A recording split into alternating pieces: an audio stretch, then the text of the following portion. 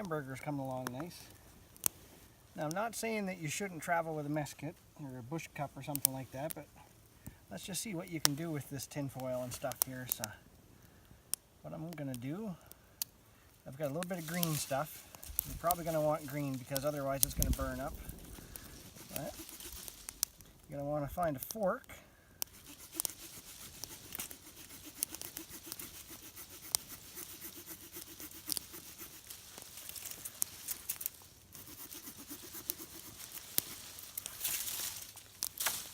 Today's Swiss Army knife is the Victorinox Huntsman.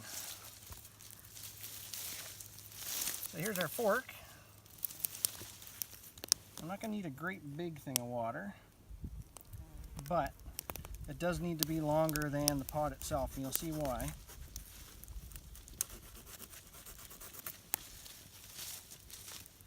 So I've got a gap here of about 3, 6, 9 inches, so I want something at least 12 or 14 inches long.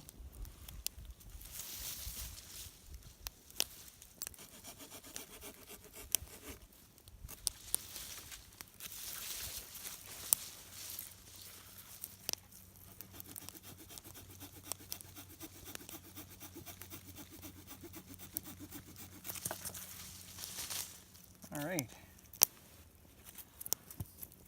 so I've got a Y with a long piece on the end here. There's a couple of reasons you want it green, but one of the main ones being just so that it's flexible, and two, so that it doesn't burn. All right, I think that's going to work.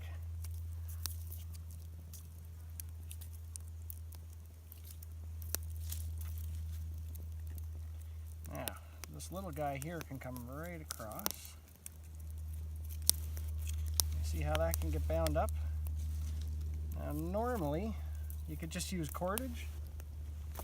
You'll find the downside to cordage with fires is that it burns. So why don't we get some wire, and I'll show you guys a little trick here that'll come in handy.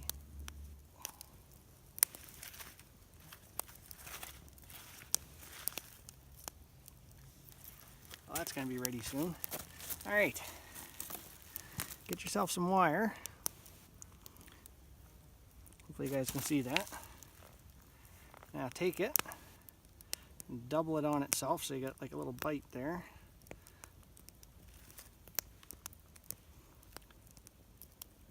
And then whatever you're going to stick together, well, there's two ways we can do this.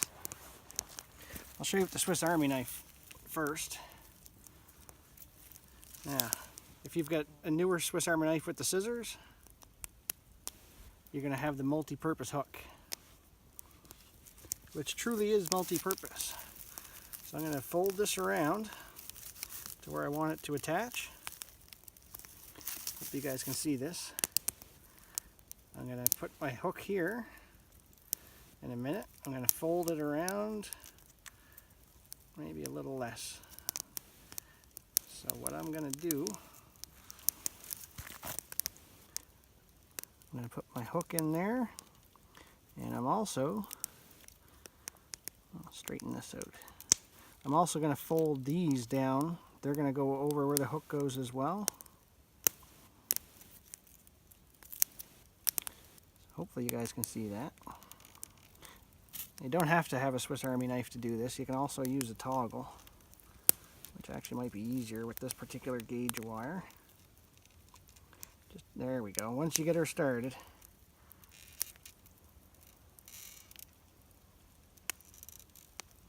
you can really reef on her, get some power. The only downside is sometimes you can run into this, where it's a little hard to get the hook out. There we go. And that is on there good. You could probably use that for substitutes for hose clamps, I would say. Yeah. That's going to go over our fire. And we're just going to put another brace here just to hold our DIY bush pot. And then we'll get that going. See you in a sec. Alright guys, just in case you didn't have a Swiss Army knife to tighten that up like we did on this one, the other way you can do this is to get your wire and you get a toggle, wrap it around so you've got it in the halfway point. You could even give that a quick little twist to keep those guys together. Then you're going to want to go underneath whatever it is you're working on. So in this case, this little brace here, we're going to go underneath and over it. Then we're going to go back over our toggle. Then take your toggle and start twisting. Keep your toggle centered so that it doesn't slip off on you.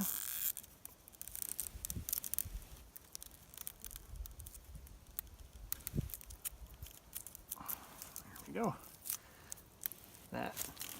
That's not going anywhere now. This is the making of our pot, I guess, for lack of a better term. Now we'll get some aluminum foil on it. Okay, so here's our aluminum foil. Here's our little brace. Now I'm going to want to have all those sticks kind of at the top, I think, for a few reasons. It's going to be less stuff to burn and less likely to spill. So when you pull it out, make sure you don't put any holes in it, because that's going to be counterproductive. And just for example, yeah, here it gets stuck somewhere, you could definitely signal for help with it if you had nothing else. Now my fist just fits in here, so I'm going to use my fist.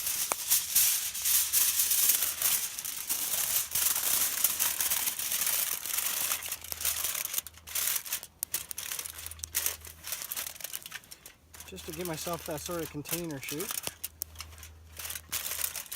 You could double this up too if you wanted to, make it a little thicker. But for today, I'm just going to go light.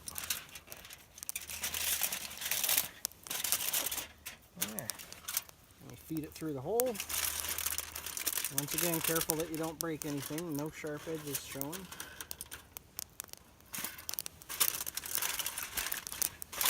There's two reasons to fold this around.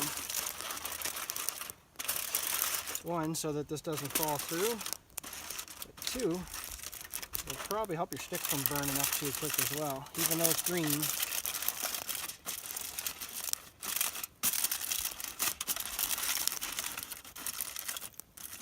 And you really want to get it wrapped underneath here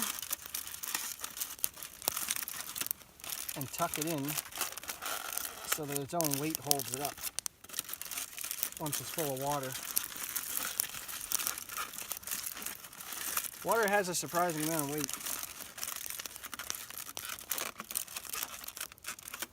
There we go. Don't put it on the fire until you get some water in it. Alright guys, I got a little bit of drippage here, but it's going on the rock instead of the fire. We've got our food cooking up here. It's probably just about done. Got our water getting ready to boil. Once that boils up, we'll be ready for tea. Well, our water's starting to dance around a little bit. It's not boiling yet, but it's not going to be much longer. And our burgers. Now that's a bushcraft fork, if ever I saw one. How's that look? Oh boy.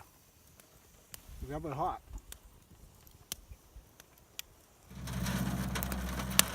Well guys, there's our rolling deal. So it can be done. And I will say it does seem to take a little while. I'm guessing because there's not much still in the mass there.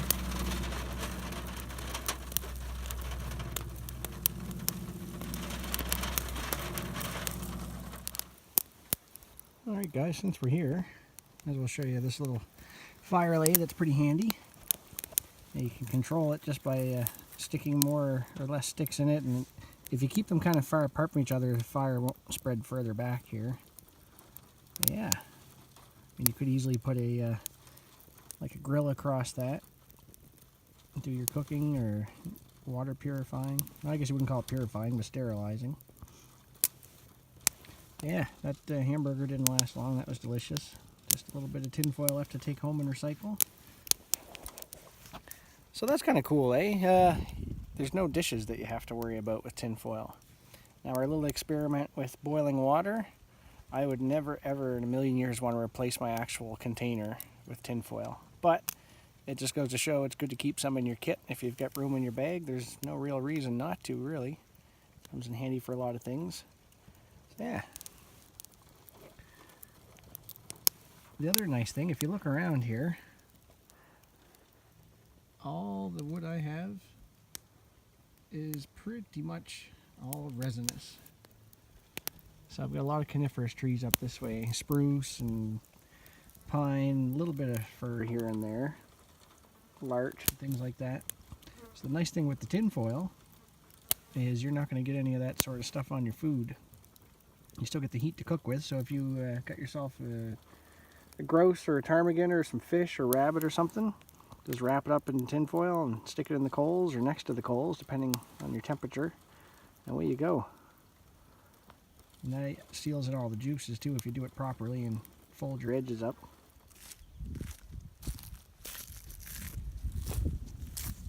Hey guys, nice spot, eh? Well, learned a few things. One, always have your container with you. You should always have at least one, if not two containers.